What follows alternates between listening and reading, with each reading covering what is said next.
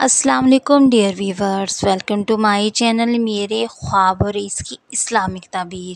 آج ایک نئی ویڈیو لے کر حاضر ہوئی ہوں جس میں آپ کو بتایا جائے گا کہ خواب میں آگ کی پوجا کرنا کیسا ہے۔ چلیں شروع کرتے ہیں آج کی ویڈیو۔ خواب میں آگ کی پوجا کرنا ہر مسلمان مرد اور عورت کو چاہیے۔ عبادت صرف اللہ تعالیٰ ہی کی کرنی چاہیے۔ اللہ ہی ہمارا خالق اور مالک ہے۔ سجدہ صرف اللہ تعالیٰ کی ذات کو ہی جائز ہے۔ بقول حضرت دانیال علیہ السلام نے فرمایا کہ اگر کوئی انسان خواب میں دیکھے کہ وہ آگ کو سجدہ کرتا ہے تو یہ اس امر کی دلیل ہے کہ ظالم بادشاہ کو سجدہ کرے گا، اس کی خدمت میں مشغول ہوگا اور پھر وہ اس کو راضی نہ کر پائے گا۔ اور اگر صاحب خواب دیکھے کہ وہ تندور یا آگ یا چراغ کو سجدہ کرتا ہے تو دلیل ہے کہ صاحب خواب عورتوں کی خدمت میں مشغول ہوگا۔ اور اگر صاحب خواب دیکھے کہ وہ آگ کو پوجتا ہے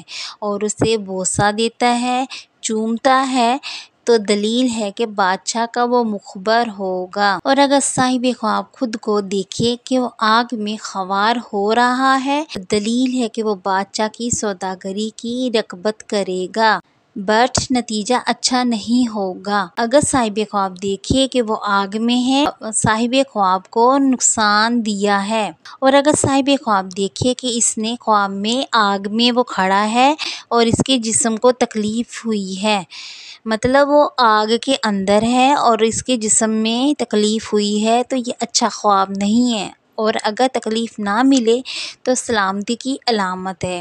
اور اگر صاحب خواب دیکھے کہ وہ آگ کے اندر چلا گیا ہے، بادشاہ سے اسی قدر فائدہ حاصل کرے گا۔ اور اگر صاحب خواب دیکھے کہ اس کے چہرے، کپڑے یا ہاتھ سے روشنی نکلتی ہے تو یہ اچھا خواب ہے۔ اور اگر لوگ اس کے نور سے حیران ہو جائیں تو دلیل ہے کہ دشمن پہ فتح پائے گا، دونوں جہاں کی مراد ملے گی۔ امید کرتی ہوں کہ اللہ تبارک تعالیٰ آپ کا خواب آپ کے حق میں بہتر کرے۔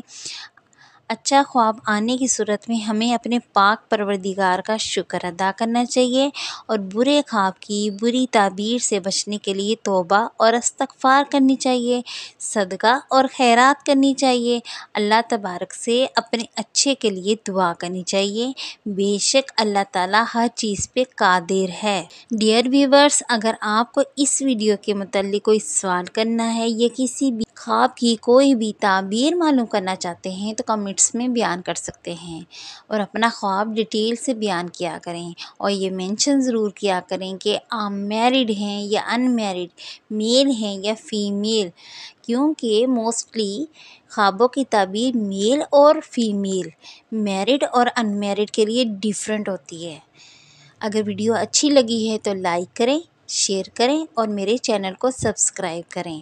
Thanks for watching and supporting video. اللہ حافظ۔